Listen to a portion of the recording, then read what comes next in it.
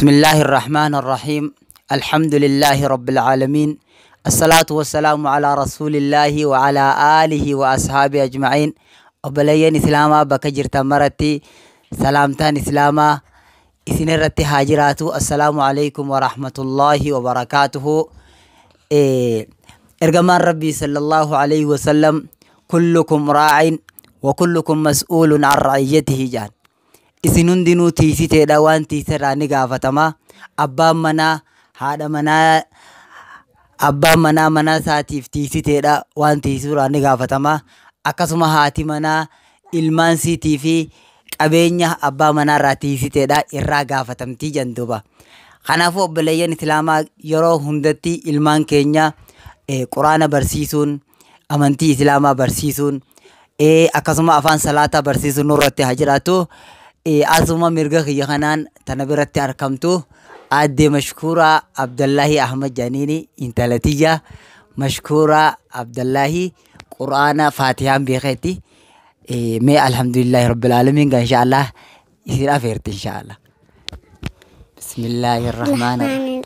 Bismillahirrahmanirrahim. Alhamdulillahi rabbil alamin. Arrahmanirrahim. مالك يوم الدين. إياك نعبد وإياك نستعين.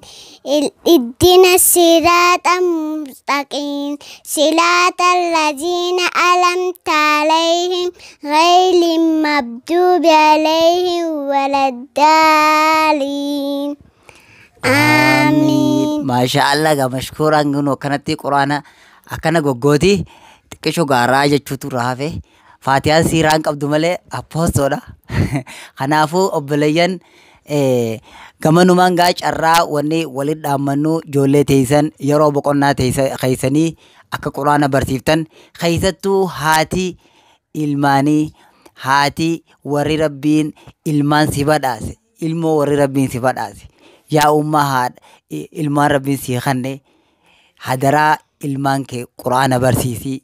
Al-ummu madarasatul uulaa jedhanii haati madarasaa jalqabaati mana barnootaa ka jalqabaati. Akkasuma haadha jechuun cinaa ummataati. Haadha jechuun cinaa ummataati.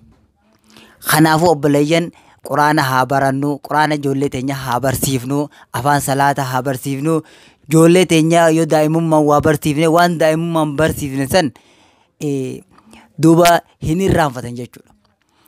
Kana jecha nama tokko seenaa takka naa himee ummaan tiyya gaafa anaa xiqqaarraa gaafa na guddiftu guyyaa jummaa suuratul Kahf qaraati je. Suuratul Kahf kana ifirra na keessee waan yeroo dheeraa akkasi qara'u turte jecha hoggaan ifin guddadhee suuratul Kahf ga'u akka haasawaa ummaa tiyyaan na fakkaataa je suuratul Kahf san. Kana jecha wanni haati gochi haadha murteessaadha. Wanni haati ilmoo dura daleetu. Wanni haadha abbaan ilmaan dura dalagan murteessaadha. Ilmaan keenya haa barsiifnu. Sheekuma qofarratti nama ijoollee namaa barsiisu qofarratti ijoollee dhiisuu osoo hin ta'in ijoollee teenya ifi itti aannee Quraana haa barsiifnu, afaan salaataa haa barsiifnu, ibaadaa haa barsiifnu. Ijoollee daa'imummaan barsiisuun akka nama dhagaa gubbatti waa katabeeti. Akka nama dhagaa qoreeti jechuudha. Dhagaan dhugaa qorame irraan bahu jechuudha. Kana jecha ilmiin daa'imummaadhaa hedduu murteessaadha. Ijoollee teenya inshaallah haa barsiifnu. Dhaamsa jechuun lubbuutti ijaabii isiniif dhaamu barbaada. Wassalaamu alaikum wa rahmatullahi wa barakaatuh.